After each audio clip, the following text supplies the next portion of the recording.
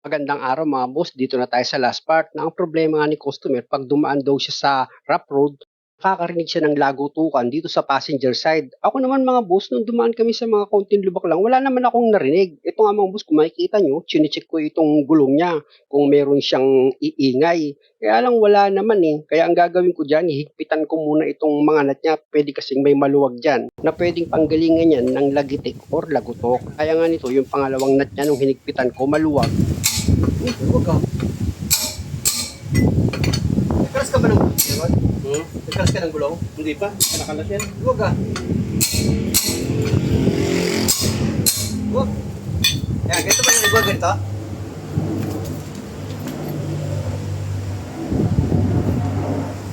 Tang! Pagkabante ka, tang! Pag ganun. Pag matakbo na tapos rough road, yung parang may kumakatok. Tok, tok, tok, tok. Ganun. May mga ilang nut dito sa gulong niya na maluwag pero nahigpitan ko na. Sa kabilang side mga boss, nag-check na rin ako, hinigpitan ko rin. Ang gagawin ko ngayon, iilalim naman ako. I-check ko yung mga bolt and nut nito sa cross joint or sa propeller. Pero unahin ko munang i-check itong cross joint niya. Ito nga, kung makikita nyo, kinakalog-kalog ko itong propeller niya. Pero itong cross joint, wala naman akong makitang kakaiba. Wala naman siyang lumalabas na ingay o tunog. Kaya ang ginawa ko dyan mga boss, pupunta na ako dito sa bolt and nut ng propeller. Ihigpitan ko yan mga boss, yung mga bolt and nut niya. Pwede rin kasing tanggalingan niya ng ingay mga boss, lalo na napapadaan si customer ng lubak-lubak. Siyempre kahit papaano umaapak siya sa gas. Pag apak niya sa gas, siyempre papalo itong propeller. Paiikutin niya kasi itong dalawang gulong dito sa differential. O di ba? Tak, tak, gaganon yan. Kaya possible din yan na panggalingan ng ingay na naririnig nga ni customer dito sa ilalim ng sasakyan niya. Kasi ang problema ko mga boss, hindi talaga ma-pinpoint ni customer kung saang side eh, kung sa likuran o sa harapan eh. Kaya ang ginawa ko dito mga boss, yung mga possible na pwedeng panggalingan ng ingay, pinaghihigpitan ko na lang para pag nag-road test kami, kahit pa paano baka matsambahan ko na. Pero nasabi ko rin kay customer na dito sa cross joint niya or sa propeller, merong dalawang bolt and nut na nahigpitan ko dyan. Medyo maluwag siya. Ayun mga boss, kung makikita nyo, chinecheck ko na ulit itong cross joint niya kung meron siyang uga. Pero wala talaga mga boss, negative. Siyempre naman, pati yung harapan nitong cross joint, yung nakaduktong nga dito sa transmission, chinek ko rin yun. Kaya lang negative talaga, walang problema. Kaya punta naman ako dito sa harapang gulong ni customer. Diyan naman ako mag-check up. Iangat-angat ko itong gulong niya kung may problema sa wheel bearing, sa ball joint, sa suspension bushing. Ayan yung chinecheck ko dyan mga boss. Dahil okay naman, pakiramdaman ko itong wheel bearing niya kung magaspang ang ikot. Pero okay siya mga boss eh, kaya ugain ko na lang itong gulong. Ayan oh, medyo nakaramdam ako ng kaunting uga. Saan kaya yun? Ilapit ko nga itong camera mga boss para pati kayo makimarites na rin. Medyo nakaramdam ako ng kaunting uga. Kaunting-kaunti lang. Pero pag ganito kasi na may mga kaunting lagutok na narinig ako mga boss, sensitive na ako dyan. Ito yung nakitaan ko ng kaunting uga eh. Yan o, ituro ko nitong bakal ko mga boss. Ayan o, yung idler, yung bushing dyan. Ayan eh, pwedeng kulang ito ng grasa eh. Pag ganyan, kulang ng grasa yan. Ugain ko. Tingnan nyo, oh, may kaunti siya talaga. Oh, kaunting-kaunti lang. Pag ganyan kasi mga boss, pwedeng panggalingan yan ng ingay. Lalo na nga, pag dumaan ka pa sa rough road, tutunog yan, tak, gaganon yan. Kaya pag nalulubak si customer, possible dyan nang nagaling yung ingay.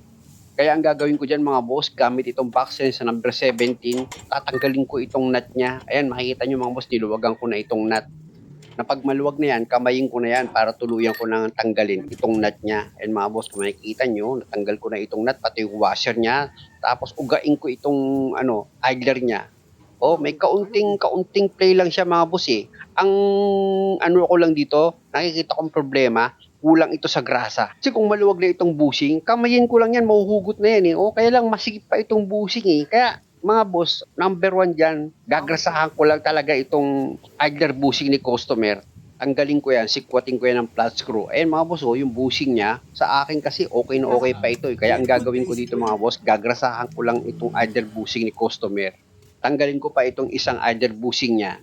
Gamit ko nga itong flat bar, ibaba ko itong center link para mailis ko itong idler. Ayan mga boss, nailis ko na yung idler, tapos tanggalin ko na ngayon itong bushing. Siyempre, sikpatin ko yan ng flat screw dahil nga sa makapal pa naman kasi itong bushing, kaya masikip pa yan. Ayan mga boss. Kaya ang gagawin ko nga dito, lilinisan ko lang itong bushing. Ayan, yung pinapakita ko sa inyo, yung dalawang bushing na yan, lilinisan ko. Tapos, pupunasan ko itong center post niya, yung pagkakabitan nga nitong bushing.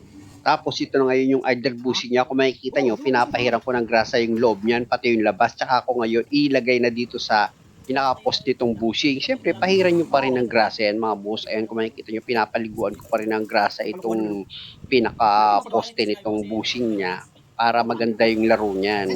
Hanggat maaari siksik yan para walang kalug-kalug dito sa bushing. Alam niyo mga boss, itong ginagawa ko, malaking tulong din sa inyo yan kahit papaano. Kasi kapag dinala niyo yan sa iyo, ipagawaan, nako, kung hindi yan papalitan, maraming madadamay na piyesang maituturo na papalitan sa sasakyan nyo. Di, bugbog kayo sa gastos, di ba? Pero dyan lang pala yung pinanggalingan. Kaya ko naman yan nasasabing, di para siraan ko yung mga gumagawa, hindi naman lahat ganun eh. Pero, karamihan sa mga nagawa ko, ganyan ang mga kwento eh. Ilagay ko na nga itong pangalawang bushing mga boss, baka mamaya masakta na naman kahit na hindi ko naman binabanggit yung pangalan nila. Sa paglagay naman nitong pangalawang bushing mga boss, nakita nyo, di ba? Isisentro nyo lang naman yan sa butas tapos uga-ugain nyo para hindi kayo mahirapan. O, tsaka nyo pahiran ng grasa, tapos pwede mo na ngayon ilagay itong washer niya muna. Siyempre yung washer, ayan yung washer oh. O, pag nailagay nyo yung washer, o ilagay nyo na ngayon itong nut, ipakapit nyo na yan sa thread niya. O, di ba? Basic na basic lang naman. Kayang-kaya nyo.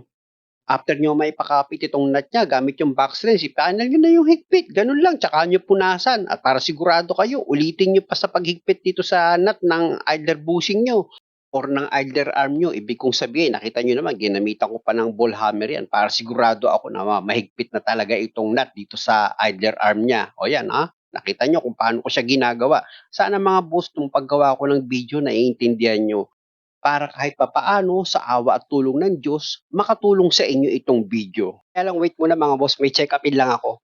Ang ganda ng sasakyan. Hindi nga, ang ganda nga eh. Gandang-ganda nga ako eh. Pasensya muna mga boss, isigit ko lang muna itong sasakyan ni customer. Dahil nga sa kahit nahilahin niya raw itong handbrake, umaandar pa rin itong sasakyan niya. Kaya i-check ko lang naman yan. Ano yung problema? Mataas na.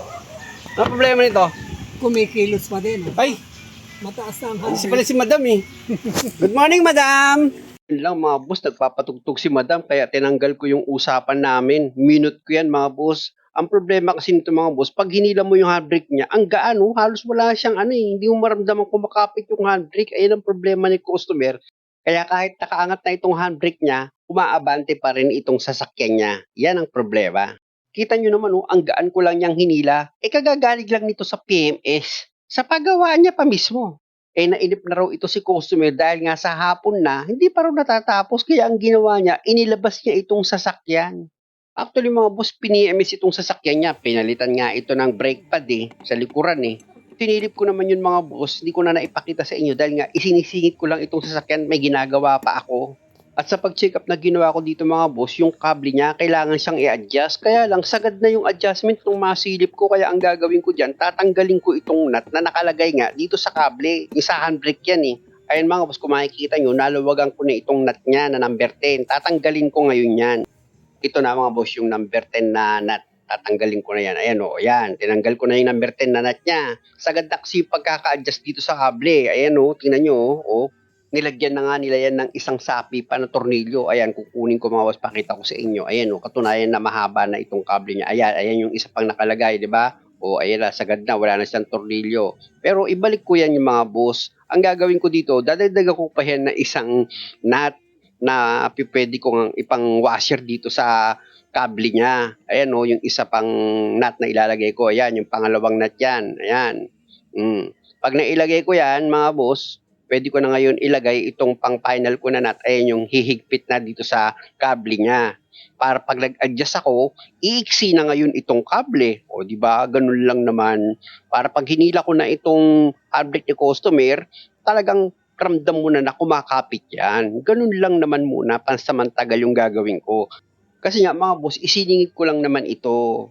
Para kahit papaano lang muna, meron siyang handbrake. Ayun ang purpose ko. Pero sabi ko kay customer, kung hindi siya magiging satisfied, ibalik niya sa akin itong sasakyan para ma-check ko nga ng maigi itong preno niya sa likuran. Actually mga boss, tinanggal ko nga yung gulong nito, chinik ko yung brake pad niya, makapal pa. Totoo nga yung sabi ni customer, kapapagawa nga lang niya itong sasakyan dahil nga sa bago yung brake pad. Ayan mga boss, ni-adjust ko na itong handbrake cable niya. Hilahin ko na yan. O, kita nyo, lumalaban na siya, di ba? O, tignan nyo, matigas na siya pag hinihila itong handbrake. O, testingin ko yan mga boss. Pasensya na, may tugtog, i-mute ko muna, pero ilagay ko yan sa drive para matesting ko. Inapakan ko ng kaunti yung gas pedal niya, pero hindi na siya umabante. Ipakita ko naman sa inyo mga boss na bitawan ko naman itong gas pedal niya, dapat aabante na rin siya kasi automatic yan, nakalagay sa drive. Kaya tinawag ko nga si customer na siguro pwede na muna itong sasakyan niya, ibalik niya na lang sa akin kapag meron siyang time kasi may ginagawa pa nga talaga ako. And mga boss, nakita niyo na ba, inaapakan ko itong gas niya pero hindi siya umaabante. For the meantime, sabi ko nga kay customer, gamitin niya muna itong sasakyan niya. Pangalawa mga boss, di ko nga alam kung anong pangalan nitong sasakyan, nakalimutan ko na. Kasi nga, kung may papalitan ako pyesa dito sa brake caliper, paano ko yun bibilhin? Kaya nga ginawa ko dito, pinicturean ko na lang yung sasakyan niya dito sa likuran. May emblem naman siya. Papakita ko sa auto supply. Tapos, inalam ko na rin siyempre kay customer yung iba pang detalye nitong sasakyan. Ayan mga boss, kung makikita nyo, na ibalik ko na itong cover ng adjuster ng handbrake. Tapos, i-check ko ulit itong handbrake niya na kung makikita nyo, okay na may kapit na siya. Tama na yun mga boss, balik na ako dito sa ginagawa ko. Baka mainip si customer. Salamat! Balik na ulit ako dito sa ginagawa ko na may lagotok. Magro-rotis na kami. Sana natsambahan ko yung ingay. Dito mga boss, pinakiusapan ko si customer na maghanap kami ng rough road na lugar. Para sigurado nga kami na sa pag-rotis na gagawin namin, ma-check paigi ni customer na wala nang umiingay dito sa pang-ilalim niya. Sabi ko nga kay customer, kung totoong DIY talaga yung gusto mong ituro sa bawat customer, kahit basic pa yan, buuhin mo yung video para matuto talaga sila. Pwede mo naman lagyan ng part yun kung sakaling pagod ka na. Ibig kong sabihin, sa bandang huli, sabihin mo, itutuloy. Kaya lang mga boss, kanina pa kami tumatakbo, hindi pa kami nakakakita ng pagro-rotisan namin na rough road. Ito na mga boss, pinag-minor ko na si customer. Mukhang pwede na rito. Uy, eto na mga boss, nakakita kami ng rough road. Diyan namin check upin, makinig kayo. Yan, naligaw lang tayo. Yan. Ayan. Wala na sir. Ano? Wala. Wala na? Ayan na, rough road na talaga. Sa dami na hinigpitan ko, hindi ko na alam kung alin dun. Pag ganito, nagtutunugan na yan siya eh. Ganon? Ayan, ayan. Lalalim mo yun. Maalon. Sir, U-turn lang sir. Nag-U-turn lang! May ano eh. Yan, wala na sir. Wala na? Oo, nawala na. Pag ganito, lumalagitik na yun siya eh. Yan pag ganyan. Ay, salamat sa Diyos na wala na yung problema ni customer. Tapos palabas na kami, nakakabuliray. Hindi kaya tulog yung guard? Nung pumasok kami, hindi kami sinita. Tapos nung palabas na kami, tsaka kami sinita. Ano kaya yun? Ganun pa man, maraming salamat pa rin dun sa guard. At dahil sa okay na ito mga boss, na satisfied na si customer dahil talagang tinesting naman namin talagang sa rough road. Muli maraming salamat sa panonood. Sana nakakuha kayo ng idea. Isang idea na sana wag niyong makalimutan. At syempre sa new viewers, pakiusap lang naman kung okay lang naman sa inyo, pasubscribe naman itong channel ko. Maraming salamat!